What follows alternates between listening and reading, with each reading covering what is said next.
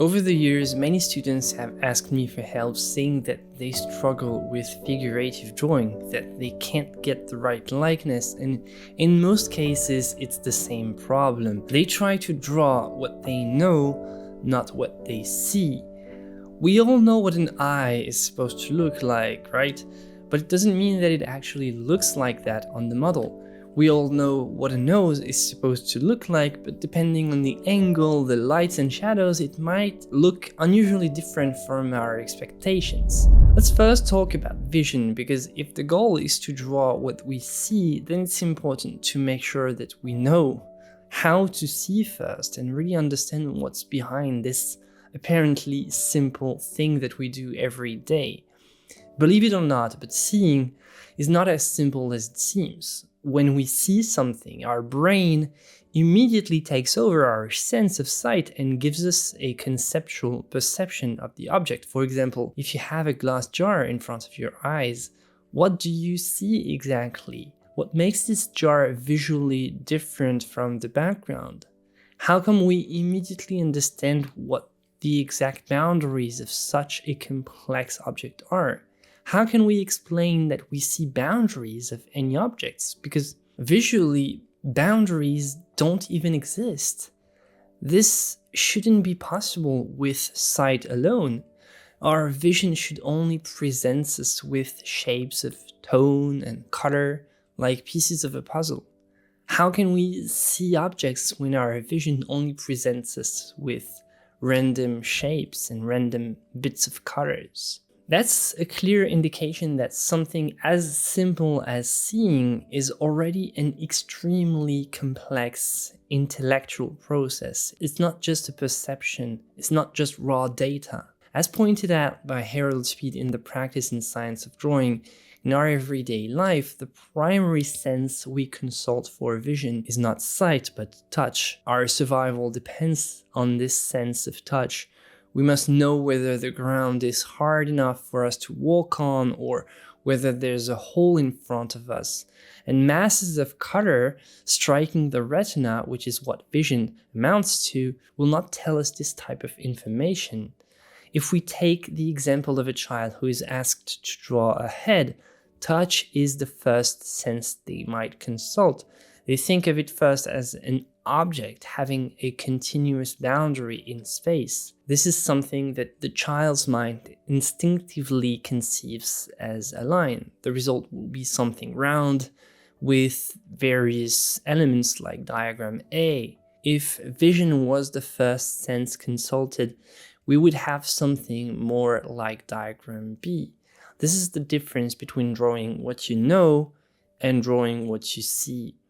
But drawing what you see is very complex because sight is not the only sense involved in our everyday vision. Seeing is a complex thing, a multipolar thing, and there is much more to it than pure visual perception. There are two ways to see. On the one side, the purely mental perception derived from our sense of touch associated with vision, whose primitive instinct is to put an outline around objects and understand them as concepts, like the concept of nose, the concept of an eye. And secondly, there is the visual perception, the pure visual perception, which is concerned with the visual aspects of the objects as they appear on the retina as an arrangement of color shapes, a sort of puzzle of color. This second way of seeing is very rarely used in our everyday life. It's mostly used by artists, actually. And there lies the difficulty. For figurative drawing and painting, sight has to be the primary sense we consult, but this is not as simple as it seems. So the idea is to switch from conceptualizing to visualizing. Conceptualizing is a natural tendency of our brain, understanding the world as, a collection of objects with clearly defined boundaries that can be represented by lines.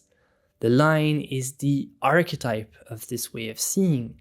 Conceptualizing is very useful in the beginning to mark the boundaries of the subject to compose and block in the composition, it can be very useful for the beginning, but it soon reveals itself as being pretty limited in terms of representation.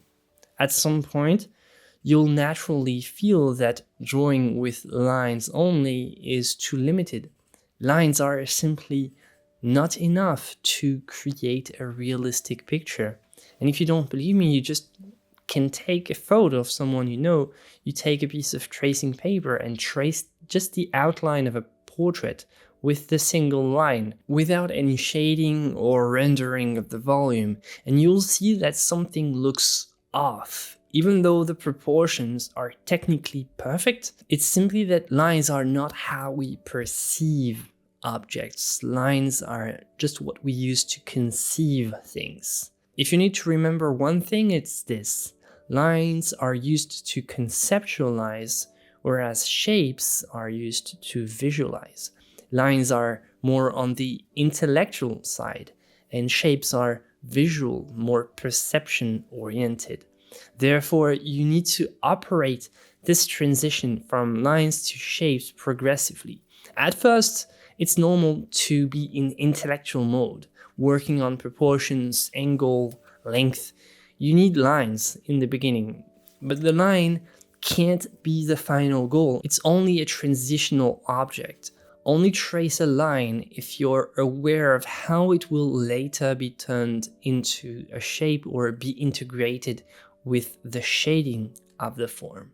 You can always start with lines, but you should always keep in mind that your goal is not to get this line, but to get a shape, a mass of value in the end. If you keep this idea in mind, you'll progressively become better at drawing shapes that look nothing like the archetypal concept of the thing. You'll take your distance with the symbol of a nose, the symbol of a mouth, and rely more on the direct visual perception of the lights and shadows at the surface of the object. If you have a hard time moving away from lines and symbols, if you struggle with not drawing things as you know them, you can try this pretty radical drawing method. You cover a piece of paper with charcoal or graphite dust and try to draw with an eraser without lines, just with shapes. It also helps if the subjects you choose have a more dramatic lighting with strong chiaroscuro, because it will make the subjects appear less flat and give you more opportunity to find shadow shapes that you'll use to construct the structure of your drawing. With this approach, shading is an integral part of the drawing process from the very beginning. And it doesn't mean that lines are not part of the process, but that they should mainly serve to create the shapes and not to remain as lines in the final result. Another problem many beginners face is not only to draw what they see, but also what they don't see. Like the space between the tip of the nose and the eye, the space between the mouth and the nose, the mouth and the chin. If you try to draw what you know, you're only inclined to consider the actual features of the face for which you have a concept and a symbol, a pre-existing idea of what they're supposed to look like. Like the nose is supposed to look like this and the eye is supposed to look like this, but you have no concept for the empty space between them. And this is actually the most important thing to consider for proportions. If you draw your subject as you see it with shapes, then there is no real difference between the shape of the eye, the shape of the nose, and the shape of the space between them, because they are all just shapes like pieces of a puzzle. Negative shapes are also easier to spot with this technique, and they help a lot with proportions. Sometimes the best way to draw what you see is to focus on what you don't see. Now, obviously, I'm not saying that once you realize that you need to draw what you see, not what you know, everything is going to be perfect. There's still a lot of work, and drawing doesn't just become easy right away. But if you understand how to progressively switch from line to shape, from 2D to 3D, from concept to appearance, from conception to perception, you can start with the right mindset, and after that, things start to make a lot more sense. Like any skill, drawing what you see takes practice, even if it's just for a few minutes each day. If you want to watch more videos about drawing, you can click here. A huge thank you to my Patreon members. This video wouldn't be possible without your support. If you want to join the community, you will find a link in the description below. You'll also find the links to both my courses, my oil painting course and my cutter course. Alright,